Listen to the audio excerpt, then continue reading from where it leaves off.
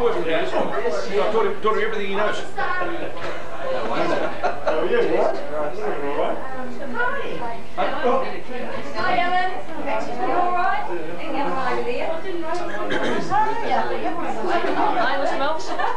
George Walker, you old swine. G'day there, Derek, old beard, fucking old face, grey head, old pigeon. How are you? Long time no see. You've been painting too, right? Ellie. G'day. You've been painting. This is more like an hour. Would you like a what are you have? Right. Okay.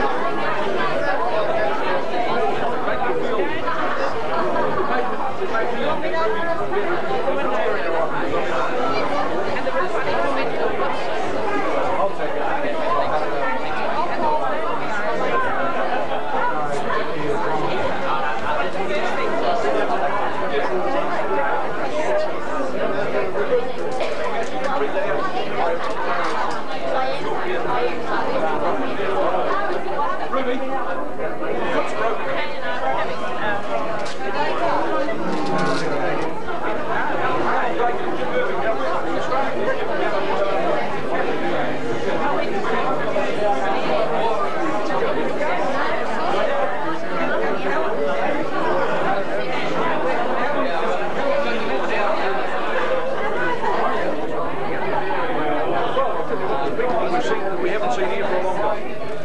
The only guy that's not here is Jeff Nick. Early days.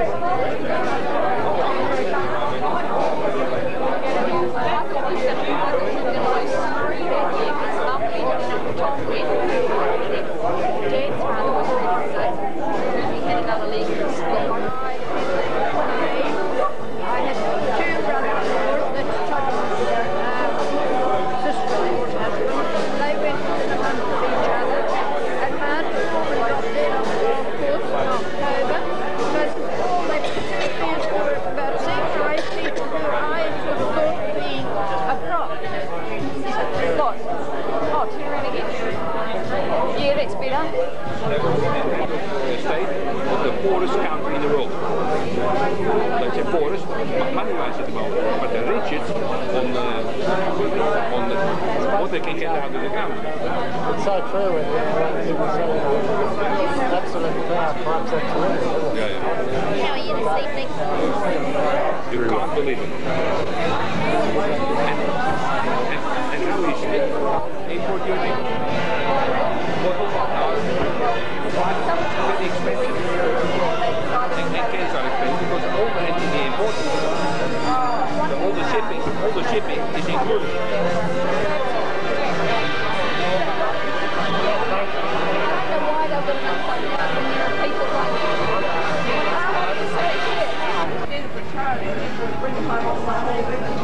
Never an eye.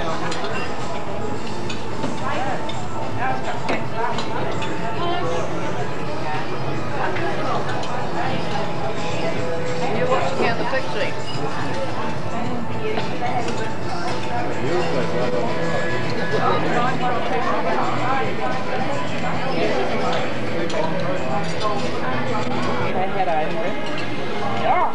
You were lucky you were unconscious. He wasn't. When they got down, I'd be fine, just put it away before you smash all the glasses off the table.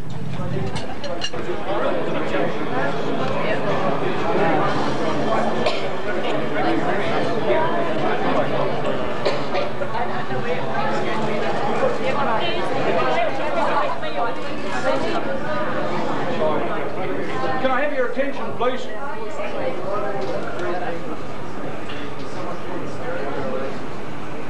Normally when one starts a speech, says the speech maker says, ladies and gentlemen. But I know you all too well for that, so I'll say friends and family. It is very, very nice to be able to see you all here tonight. Ruby and I really appreciate you all turning up here tonight, and I'm sure that Jason appreciates you turning up here tonight as well. There are a couple of people that I want to make special mention of in my welcome. And I hope that those of you that aren't mentioned don't feel offended, because it really is a special occasion for me. And the first one I want to mention is my Aunt Cora. Aunt Cora, will you please stand up?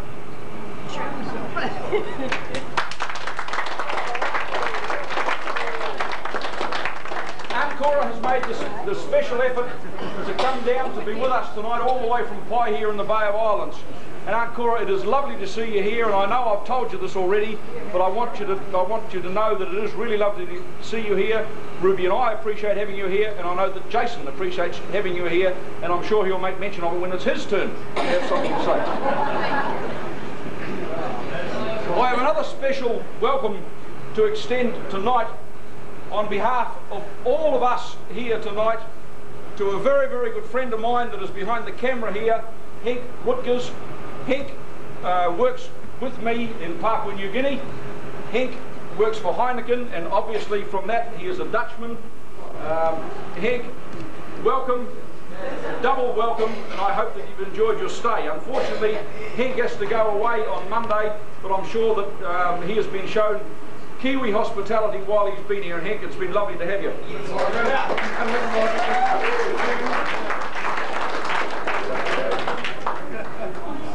The next one on my list, I was going to say I should welcome Jason, but I'm not going to. The other one that I'd like to make special welcome, a special mention of, is Kim. Kim migrated back from the United States 10 days ago, completely unknown to Jason, and if you could have all been in our living room where we had the party on Wednesday night for Jason's 21st birthday, it's one of the few times in his life that I've seen Jason at a loss for either something to do or something to say, because he didn't know that Kim was here, and when she walked in after 3 years absence, he didn't know whether to laugh, cry, run out the door or whatever. And Kim, it's lovely to have you home, darling, and I hope you enjoy the party.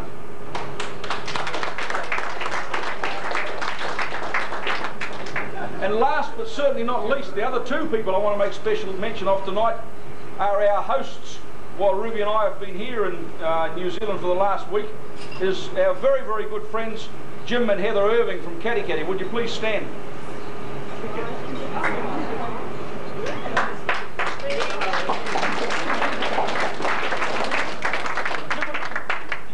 Ruby and I were fortunate enough to meet and make friends with Jim and Heather when we were in Lae in Papua New Guinea, and I think it was 1987. Jim was unfortunate insofar as that he was quite ill in late 1980, maybe early 1988, I just forget now. But when he was looking for somebody to help save his life because he needed blood badly, Ruby stepped into the breach. She gave him blood and kept him alive until they could get other blood donors. And now Ruby and Jim reckon they're blood brother and sister. But Jim and Heather, Ruby and I thank you for your hospitality. It's lovely to be with you, and I hope that you've enjoyed our stay as much as we've enjoyed our stay. Okay, that's the welcomes. Now, I've got a couple of thanks to put out. Well, no, only one really. It's to Raywin. Where are you, my girl?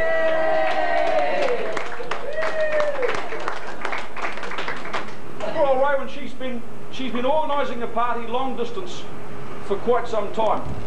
She's done a wonderful job, as you can all see here tonight. And if it hadn't have been for Raywin, this function could not have taken place. And Raywin, on behalf of Mum and Dad, thank you, my girl. You've done very well. We appreciate it, and it's wonderful. Your organisation has been superb. Thanks very much.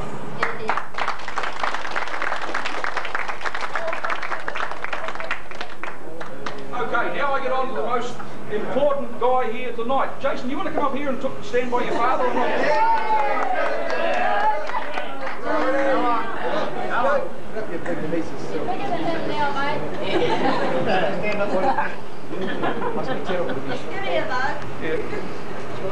As you all know, we're here tonight to celebrate Jason's 21st birthday, and it doesn't seem anything like 21 years, almost to the hour, that I had a telephone call from the Waihi Annex from his mother saying, "You've got the son that you wanted." And what else could you want? Little did we know how it would turn out, but never mind.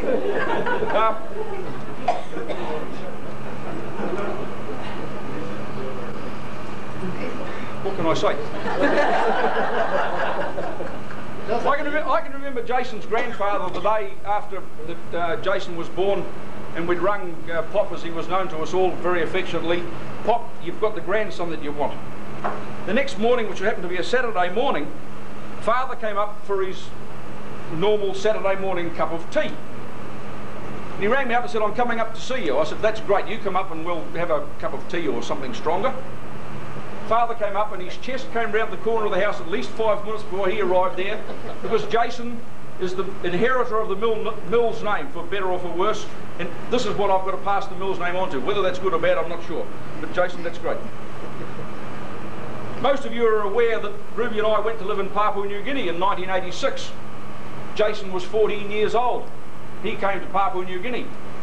He was there for 6 months. He hated the place. He couldn't wait to get home, until we told him, "Jason, we're putting you into boarding school." Oh dear. Anyway, we dragged him home from Papua New Guinea kicking and screaming, and we put him into Mount Albert Grammar School. And Jason was there for the senior years. I don't like this. He was there for the senior years of his schooling, and he also, I'm quite sure at that time, he thought we were the worst parents that had ever been in the whole wide world. However, Jason, you should count yourself very lucky, because you had some very, very good mentors. And Ray Eward is down here at the end of the table, and Ray,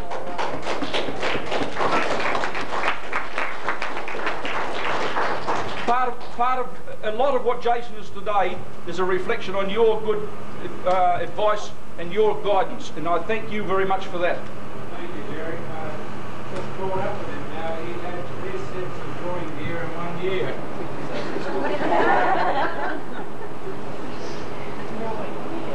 The other lucky to have here was his big sister, because Raywin...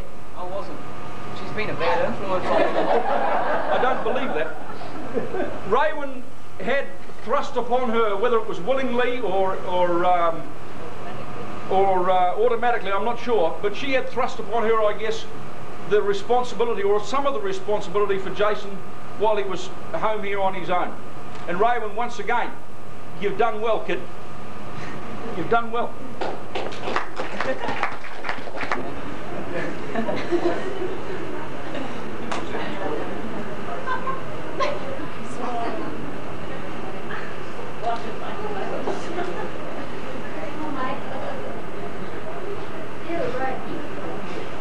Hurry up, I'm running out of cake.